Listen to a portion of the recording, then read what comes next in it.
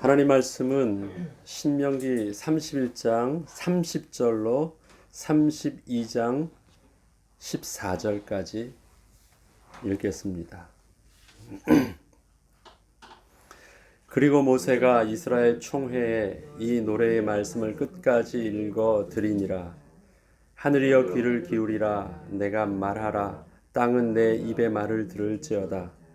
내 교훈은 비처럼 내리고 내 말은 이슬처럼 맺히나니 연한 풀 위에 가는 비 같고 채소 위에 단비 같도다. 내가 여호와의 이름을 전파하리니 너희는 우리 하나님께 위엄을 돌릴지어다. 그는 반석이시니 그가 하신 일이 완전하고 그의 모든 길이 정의롭고 진실하고 거짓이 없으신 하나님이시니 공의로우시고 바르시도다. 그들이 여호와를 향하여 악을 행하니 하나님의 자녀가 아니요 흠이 있고 삐뚤어진 세대로다. 어리석고 지혜 없는 백성아, 여호와께 이같이 보답하느냐? 그는 내 아버지시요 너를 지으신 이가 아니시냐? 그가 너를 만드시고 너를 세우셨도다. 옛날을 기억하라. 역대 연대를 생각하라. 내 아버지에게 물으라.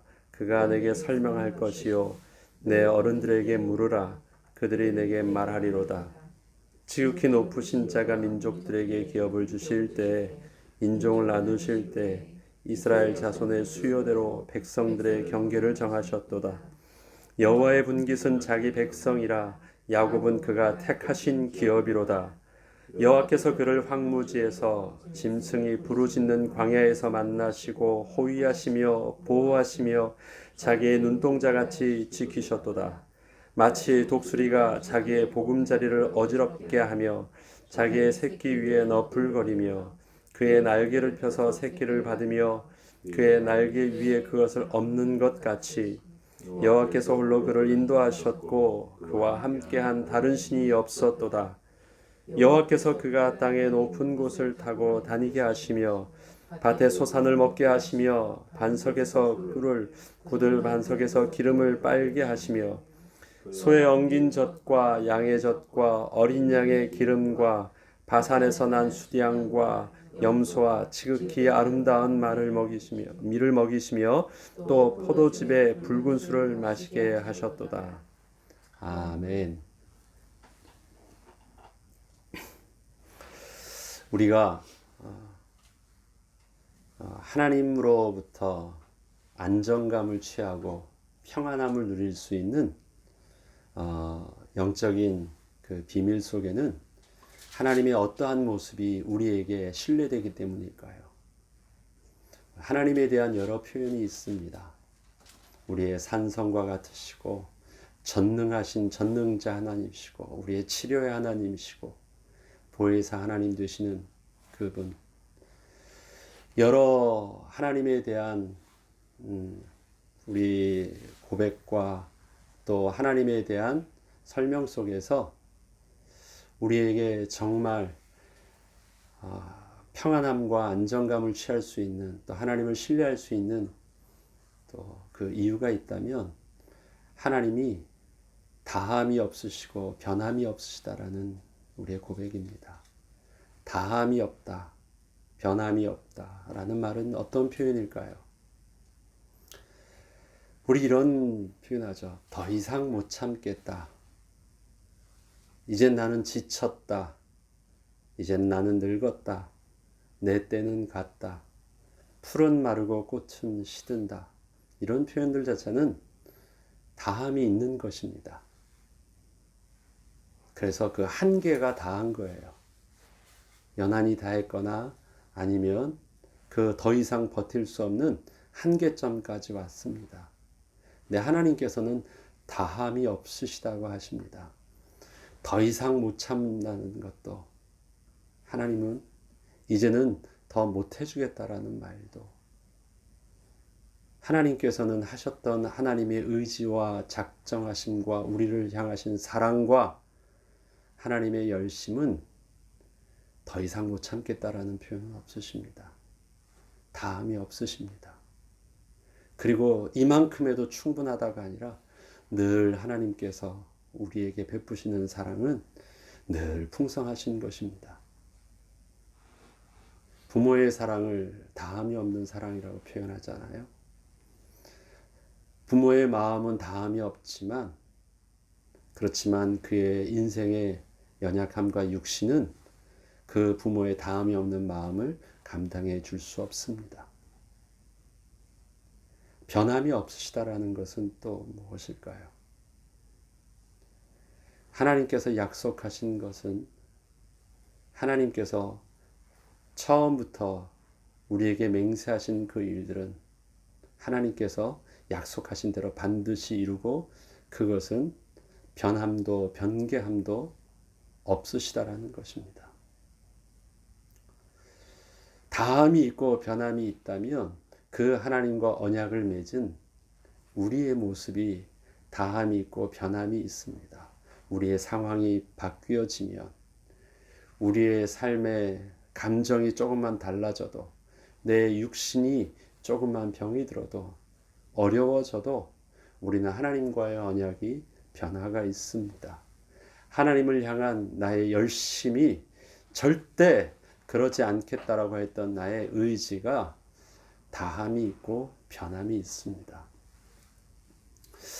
우리는 우리의 체질과 우리의 수준대로 하나님을 이해하려고 하는 경향이 있습니다. 내 모습이 그러니까 하나님도 그러실 것이야. 반대로, 봐라, 우리가 이렇게 하면 얼마나 화가 나니? 그러니까 하나님도 화가 나실 것이야. 우리가 이렇게 하니까 얼마나 기쁘니? 하나님도 우리가 이렇게 하면 하나님도 기뻐하실 것이야. 이 모든 하나님에 대한 기준들이요, 우리의 정서와 우리의 수준 속에서 그 하나님을 이해하려고 하고, 하나님을 해석하려고 하고, 하나님을 그렇게 규정해서 그렇게 하나님과 관계를 맺으려고 합니다. 그러나 창조주 하나님과 그의 지으신 바 된 그분의 은혜 아래, 그의 생명의 뿌리 아래 살아야 되는 피조물인 우리의 모습과는 근본적으로 다릅니다. 그래서 우리의 모습을 가지고 하나님을 해석하고 이해하려고 하면 어리석은 것입니다.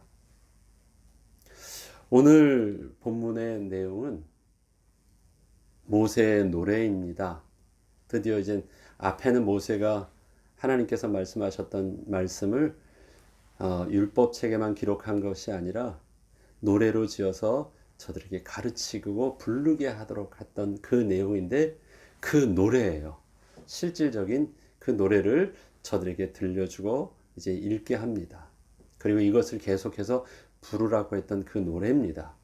그러면 이 노래가 평상시에는 그냥 노래지만, 노래가 그들에게 있어서 실질적인 영적이고 사실적인 그 노래의 힘이 발생될 수 있는 상황은 언제일까요? 말씀하셨던 대로, 예견했던 대로 그들이 하나님을 배반하고 하나님을 잊어버리고 그들이 악을 행함으로 우상을 숭배하면서 그들에게 재앙이 닥쳐지고 하나님이 꼭꼭 숨으셨을 그때, 인생에 너무너무 당황스러운 상황들이 그들에게 일어났을 때, 우리에게는 절대 이러한 일들이 일어날 수 없을 것이라고 상상치도 못했던 그 일들이 발생해졌을 때, 그때 어린 시절 내가 불렀던 노래가, 소꿉장난하며 불렀던 그 노래가 갑자기 내게 있어서 의미 있게 들려지는 노래가 될 것입니다. 바로 그 노래를 가르쳐 주는 거예요. 여기서 중요한 부분들이 있습니다. 하나님께서는 어떠한 분이시냐면, 4절부터 4절을 한번 먼저 읽어보겠습니다. 그는 반석이시니 그가 하신 일이 완전하고 그의 모든 길이 정의롭고 진실하고 거짓이 없으신 하나님이시니 공의로우시고 바르시도다. 하나님에 대한 정의를 그는 반석이시라고 하셨습니다. 반석은 예전이나 지금이나 만세반석 하는 그 만세반석은 무엇입니까? 역사가 지나면서도 언제나 그 돌은 그 자리에 변함없이 그렇게 있었습니다. 풀은 마르고 꽃은 시도고 비바람은 불고 때로는 태양이 뜨고 또 바람이 불고 비가 내리고 모든 것은 계속해서 변하고 있는데, 그러면서도 반석은 비가 올 때도 여름에도 겨울에도 주위에서 전쟁이 일고 평화가 일고 모든 것이 지나가고 있어도 여전히 묵묵히 말없이 그 반석은 그대로 그 자리에 그 모습으로 있습니다. 반석이 그런 것입니다. 든든합니다. 완전하고 진실하고 정의롭고 거짓이 없으시고 공의로우시다. 하나님의 약속하신 다함이 없으시고 변함이 없으신 그 모습은 원래 그대로 그 모습이셨어요. 하나님은 처음부터 지금까지, 하나님은 창세전에 창조하실 때부터 지금까지 우리와 함께 하시는 동일하신 그 하나님은 변함이 없으셨습니다. 우리가 착각하는 것이 있습니다. 너희가 순종하면 하나님께서 복을 주시고 너희가 불순종하면 하나님께서 너희에게 저주를 내리신다. 그러니까 하나님의 어떤 그 모습이 나의 행위에 따라서 하나님의 모습도 반응하신다고 생각을 하세요. 우리는 그렇게 반응하죠. 내가 사랑하다가도 나에게 실망을 주면 내가 화를 내잖아요. 그래서 내가 전에 했었던 그 약속을 이젠 나도 깨면서 또 그렇게 반응하고 상대하잖아요. 하나님도 똑같게 그렇게 생각하십니다. 그런데 하나님은 반석이시고 그에게 약속하셨던 하나님의 공의와 정의와 우리를 향한 약속은 하나님은 그대로 반석과 같이 그대로 정해놓았다고 하십니다. 문제는 우리가 바뀌고 있는 것이에요.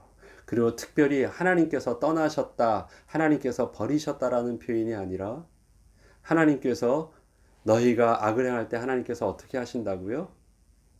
하나님께서 그 얼굴을 숨기신다라고 하십니다. 숨기신다, 숨으셨다라는 느낌은 하나님이 떠나신 것입니까? 아니에요. 우리에게 안 보이는 거예요. 하나님은 본래 우리 앞에 있는데 우리에게 안 보여요. 하나님이 그 얼굴을 너희에게서부터 숨기셨대요. 근데 숨기셨다라는 표현은 하나님이 하신 것처럼 보이지만 사실은 모든 정황 속에서 그 표현을 쓰신 이유는 뭐냐면 너희들이 하나님이 보지 못하게 되었다라는 것입니다. 왜? 하나님은 변함이 없으시고 여전히 그 자리에 그 모습대로 늘 있었는데 갑자기 그들에게 보이지 않게 돼요. 왜? 내가 지금 변했으니까. 전에는 마땅히 그렇게 하면 그게 보였는데 이제 그렇게 안 보여요. 늘 이 돌에 그 주인 없는 개가 길거리에 있는 개는요, 늘 두려워하니까 사람들이 어깨를 내려서 돌을 주워서 늘 던지니까 누가 이렇게만 해도요, 주인 없는 개들은 또 나한테 뭐 하려는 줄 알고 흠칫하고 돌아갑니다.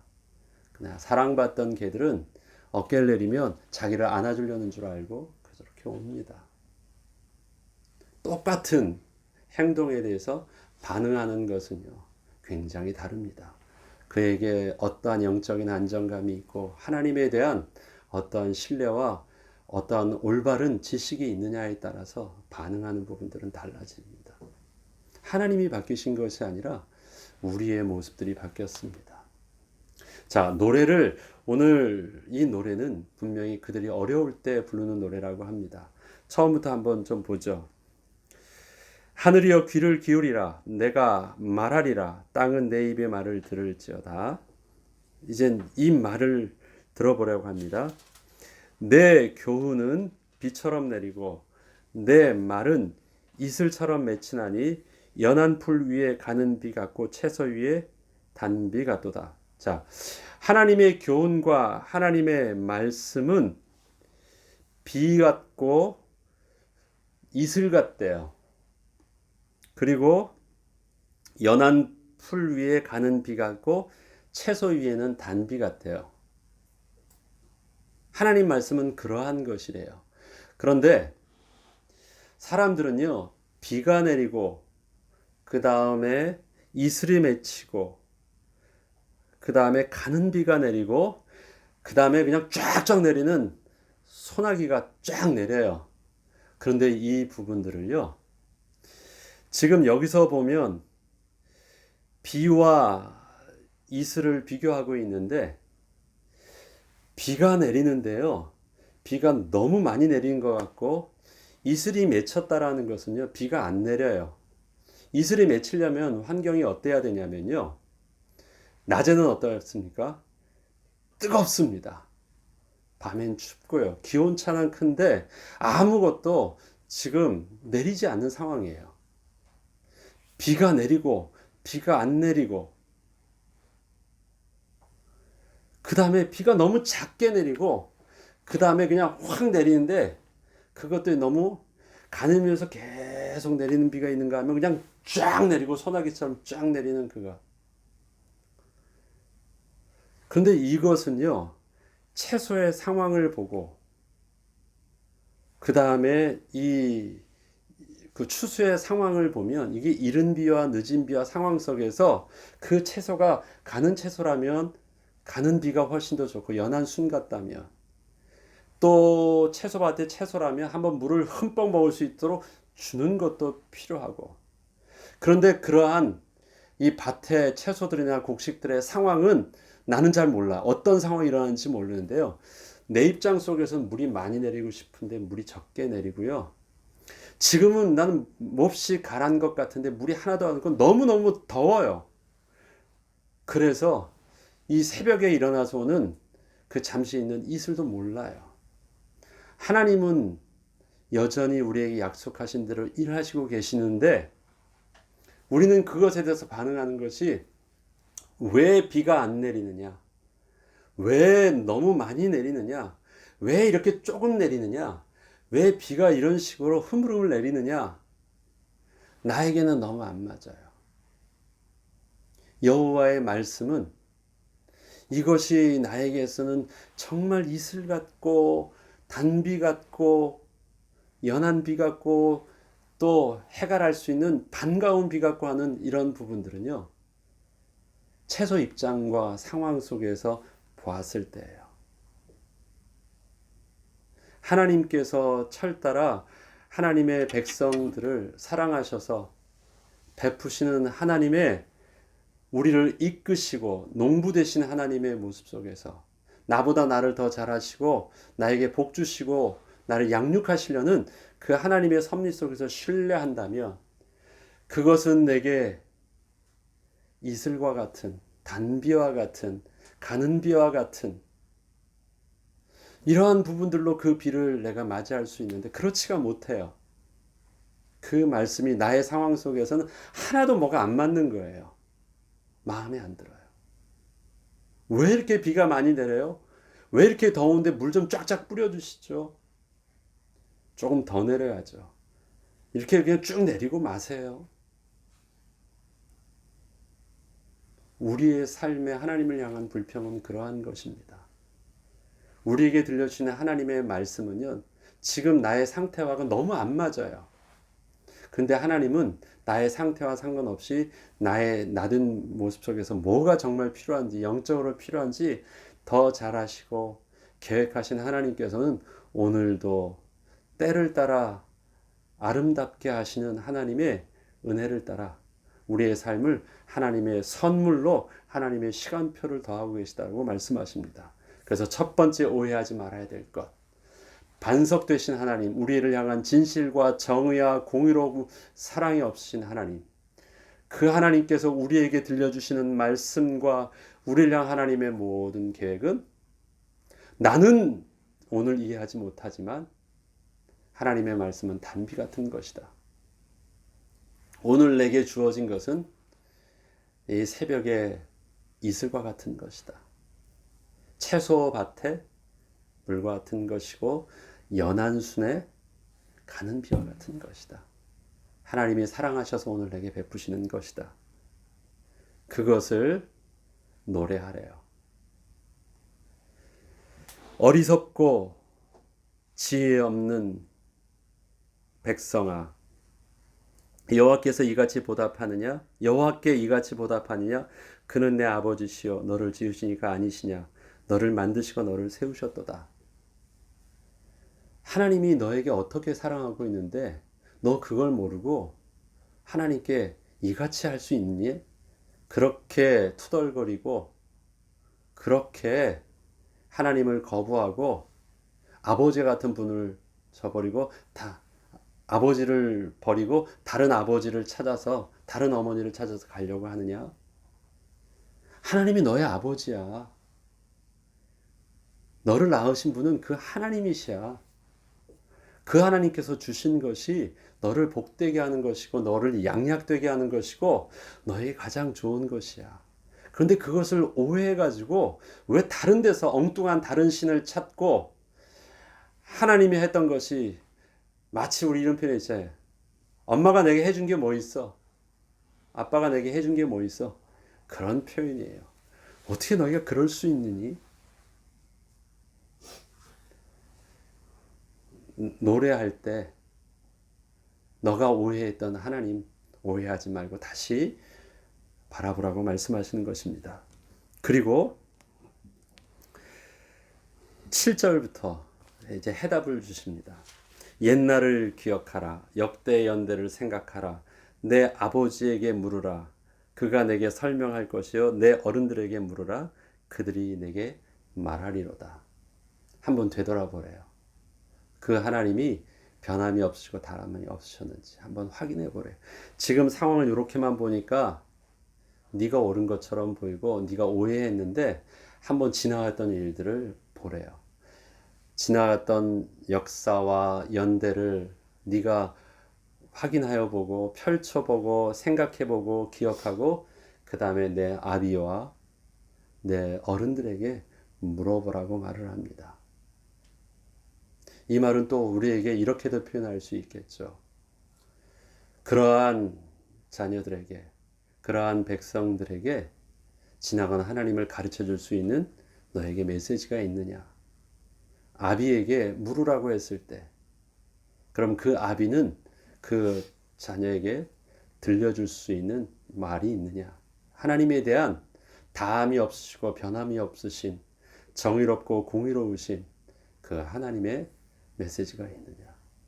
하나님이 우리 지나간 역사를 통해서 그것이 우리에게 있어서 잘못된 것이 아니라 하나님의 때를 따라 우리에게 주셨던 늦은 비와 이른 비였고 또 단비와 이슬 같은 거였고 가는 비 같은 거였던 그 하나님의 우리 인생 속에서 우리의 민족의 역사 속에서 그 하나님을 올바로 해석하고 가르쳐 줄 수 있는 올바른 메시지가 아비 너에게 있느냐?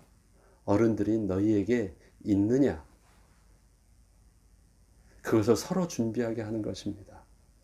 묻고 답할 수 있는 온전한 비밀.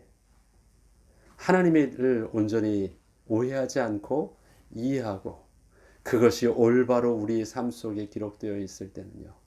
그것이 우리의 온전한 영적인 해답이 될 것입니다.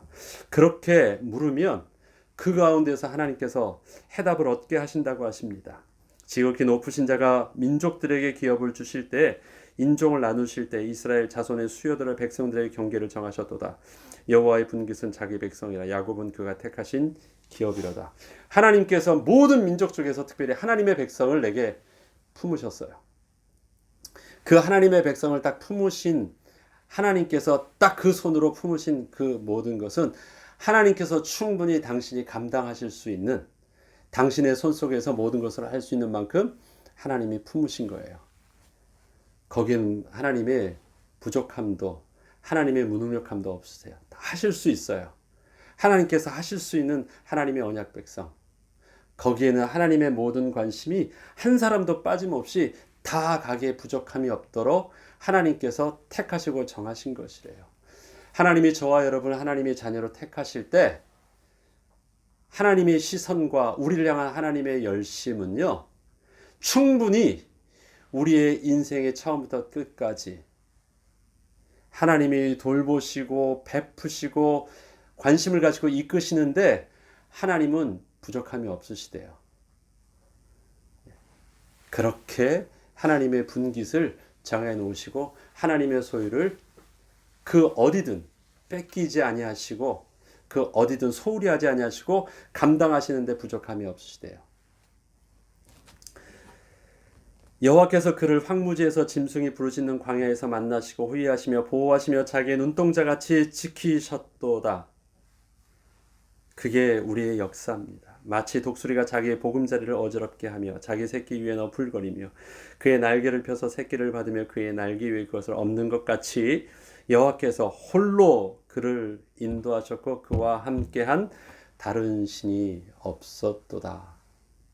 기억하는 거죠. 지나갔던 역사와 연대를 기억하고 생각하는 것이고 그것을 듣는 것이고 그것을 말해주는 것입니다. 그리하면 이제는 지금 내 삶에 일어났던 사건과 상황들이 이제 정상적으로 해석되기 시작합니다. 그리하면 여전히 반석되게 계셨던 그 하나님이 내 눈에서 보여지기 시작해요. 하나님이 숨으셨는 줄 알았는데 하나님이 안 보이셨어요. 그런데 그 하나님을 다시 기억하고 생각하고 또 말해주고 또 하나님의 되심을 회복하고 나니까 어떻게 되기 시작합니까? 여전히 그 자리에 반석이 있었던 그 반석이 보이기 시작해요. 그 반석이 어디 있다 짠 하고 나타난 게 아니에요. 반석은 있었어요. 그런데 안 보였는데 그게 반석이 보여요. 이런 거죠. 그 말이 그 말이었구나. 늘 부르던 노래인 줄 알았는데요. 그 노래 속에서 뭐가 들려요? 하나님의 음성이 들려요. 그 노래 속에서 늘 그냥 부르던 그 소꿉장난의 이야기인 줄 알았는데 그 속에서요. 지나간 날 우리 조상들과 맹세하셨던 하나님의 언약이 보이고 하나님의 전능하심과 신실함과 공의로우심에 하나님의 하나님 되심이 반석이 떡 내 위에 이미 있었다는 사실들을 발견해요. 하나님이 숨으신 것입니까?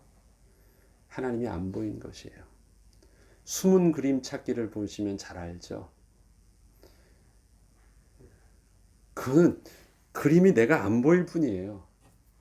그림이 다른 데 이렇게 감춰져서 뒤에 있는 게 아니에요. 안 보여요. 그런데 갑자기 눈에 보여지기 시작하는 거예요. 왜? 마땅한 그것을 중심으로 보려고 하니까. 세상만 큰 그림 안에서 세상 속에서 보려고 하니까 하나님이 안 보였는데 그 속에서 핵심되는 하나님, 삶의 기준점을 내가 찾으려고 하니까 삶을 흔들리지 않는 반석이 드디어 보이기 시작하는 것입니다. 그러면 해결된대요. 능력이 필요한 줄 알았는데 지금 해결하기 위해서는 뭔가 기적이 필요한 줄 알았는데 그것이 아니라요. 이미 우리 가운데 함께 하셨던 내가 놓쳤던 반석 되신 하나님을 다시 내가 회복하는 순간 다시 그것을 부모가 다시 그것을 어른들이 자녀들에게 말해주는 순간 다시 그것을 들으려고 하는 순간 삶에 일어나는 모든 부분들이 다시 이제 정리되기 시작해요. 그리고 회복되어지기 시작합니다. 사건이 일어나면 그 사건을 해결할 수 있는 어떤 기적이 필요하다고요? 아니에요. 하나님이 변하지 않으셨어요. 그러니까 자꾸 변했다고 생각하니까 그 변화된 걸 다시 원점으로 돌리려고 내가 막 뭔가를 하려고 하잖아요. 그러기 전에 이전 일을 기억하고 곰곰이 생각해보고 반석 되신 하나님이 어떠한 분이신지를 기억하고 그때 이미 들려주셨던 하나님의 음성을 내가 다시 듣고 그러면 회복된대요. 그러고 나니까 하나님은 처음부터 그 자리에 그렇게 계셨어요. 내가 제자리를 다시 찾은 거예요.